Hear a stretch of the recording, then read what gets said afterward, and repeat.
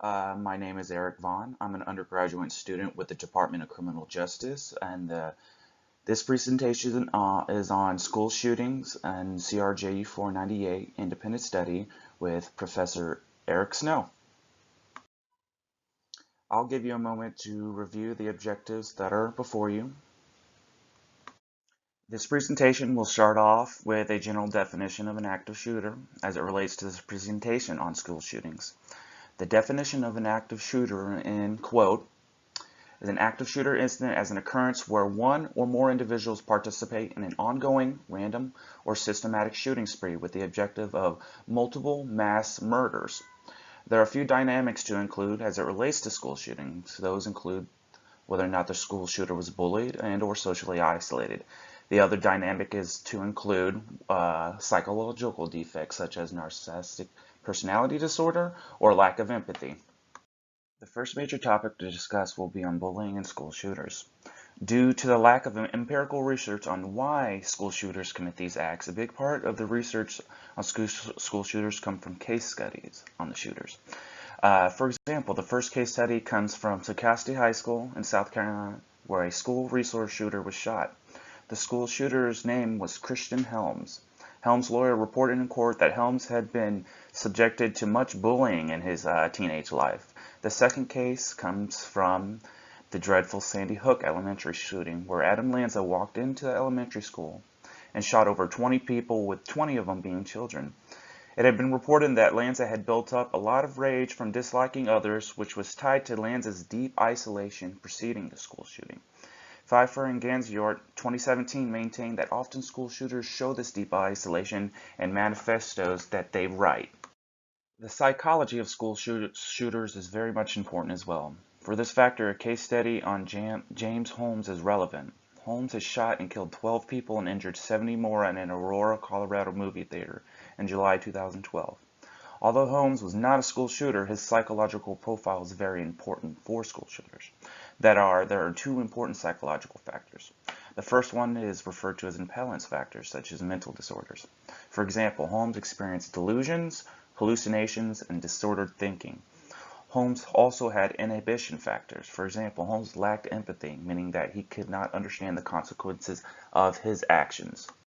Responding to school shooters will be discussed more later in the presentation. However, briefly here, Weiss and Davis, 2009, state that individuals can respond to school shootings in progress by utilizing what's referred to as force-on-force training. Victims of school shootings become harder targets when they run and or utilize physical force. For example, hitting the school shooter with a hard weapon. The other option is more designed to be implemented into a policy on school shootings that will be discussed in more detail later in this presentation. One may find relief that the media-led narrative that violence is skyrocketing is not true whatsoever.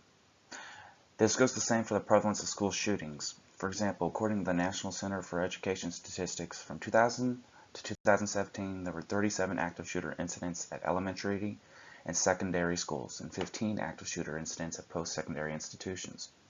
However, placed into a context from the National Center of Health Statistics, Fast Facts reported 14,542 homicides by firearms in 2017. Hypothetically, a 320 to 330 million population such as the U.S. would equate to a rate of 4.0 per 100,000. Fast Stats reports 4.5 per 100,000. Bullying and or social isolations are factors in school shootings as well. The Helms case is reviewed here again as well too. There are further case studies on bullying and or social isolation though. For example, a 14-year-old Barry Lockett who killed a teacher, 2 boys, and injured a girl because of his inferiority complex. It was brought on by several people to include an athlete who had killed him, all of which had bullied him. Another one described his decision to kill classmates in the following. "I killed because people like me are mistreated every day," was the words of a 16-year-old Pearl, Mississippi native, Luke Woodham, who seemed to get revenge for him and others who bullied people like him. Finally, in December 1997, Michael Carneal killed several classmates at a prayer meeting because he had been constantly called derogatory names. The environmental dynamics and how schools have responded will be reviewed later on in this presentation. Family factors for the purpose of this presentation relate to the typology on school shooters, in particular, the traumatized school shooter. According to psychologist Peter Langham, in 2009, described traumatized shooters as those who come from broken homes who suffered physical, sexual, and emotional abuse as well as neglect.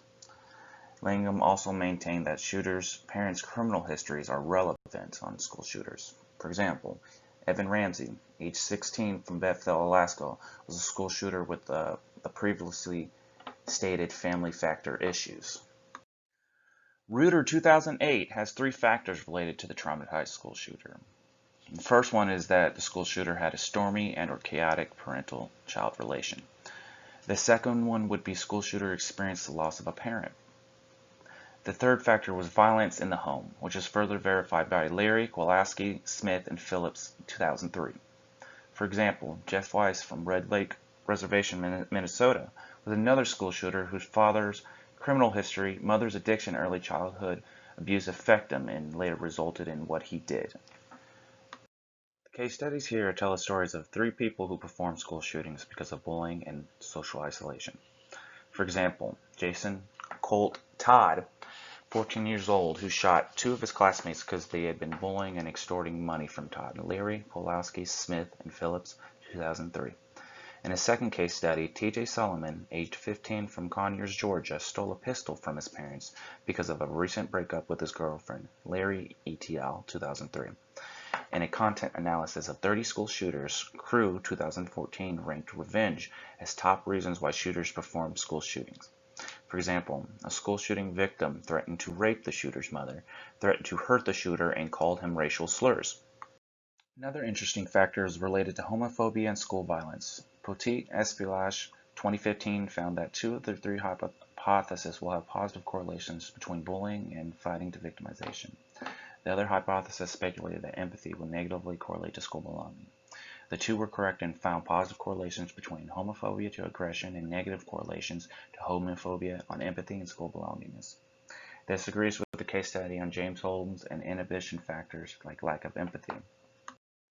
The Peer Associates' perceptions of school shootings found the following. Hong and Eamon, 2012, reported that students of color were more likely than whites to fear some sort of school violence because of the quote-unquote increased risk of victimization, presence of gangs at school, and involvement in fights, page 429. Also, Hong and Eamon 2012 goes on to state that males more likely to find schools to be unsafe and potentially subject to shootings because they are generally threatened at school. Finally, the media reporting makes it appear that school shootings are on the rise when in reality there are roughly 10 major shooting incidents per year. Addressing media sensationalism is important on the research of school shootings. That is, Langford and Mathis' 2017 advice on addressing active shooter incidents in general is important here. Langford and Mathis 2017 maintain that the media, for the policy in schools, should not give out shooters' names because it gives the shooters what they wanted, and then more importantly, in some cases it may produce what's referred to as contagion and copycat effects. This effect was seen following the Columbine shooting in Pennsylvania, where they had a massive influx in threats on school violence. For example, Pennsylvania had 354 threats of school violence. In this section on how the family and community can prevent school shootings, the following is found. 1. Simply noticing the warning signs. This could have been the case with Adam Lanza, the Sandy Hook Elementary School shooter. Lanza leaked his intentions way before he even did them. Often shooters will have a manifesto stating their disdain for society built up by many years of isolation. Pfeiffer and Gainsborough 2017. 2. Consider anti-bullying laws or ABLs. Savi and Boss 2017 reported the following on ABLs. They are associated with a 7 to 13% reduction in school violence and an 8 to 12% reduction in bullying. We also find that strong ABLs are associated with a reduction in teen school shootings at a 9 to 11% reduction in violent crime arrests of minor teens. Physical security is a must-have component in regard to school shootings. The first way in handling school shooting incidents is having a school resource officer. However, that caveat is there is only a positive correlation between minimizing school violence when the SRO was service-oriented and approachable. The second way in handling school shooting incidents would be through the use of metal detectors and other physical barriers. For example, in Chicago, metal detectors prevented 294 weapons, 15 of which were guns, from entering schools. It appears that SROs coupled with metal detectors and other physical barriers are great for physical security in schools and could thwart a school shooting. The Following case study has been coded for confidentiality reasons, but this case study shows how reporting suspicious activity could in fact save lives. For example, this current case study performs a content analysis out of a Christian school on the West Coast. In the content analysis, Sweezy and Thorpe 2010 addressed 6 stories of how Michael planned on killing his principal and school pastor. During the nearly year and a half lead up to the attempted killing of the two mentioned, Michael had school computer privileges revoked for depicting how he was going to kill the principal and pastor. Michael was also attempting to perform a copycat killing after he learned of the Columbine shootings. A concerned parent finally reported a MySpace page of Columbine Shrine of Michael's, and the school was able to stop the attack. The Washington Office of Superintendent of Public Instruction's active shooter policy out of Washington utilizes threat assessments that attempt to proactively look for those who may deem a threat to school, in particular school shootings. They also seem to utilize an out of sight and out of mind philosophy that encourages students to keep quiet and hide from the shooter. It is the school's hope that the shooter won't attempt to enter a room if there appears to be no students in the classroom. And finally, the school utilizes Weiss and Mickey's 2009 Force on Force training that allows students and personnel to utilize physical force if possible against a school shooter.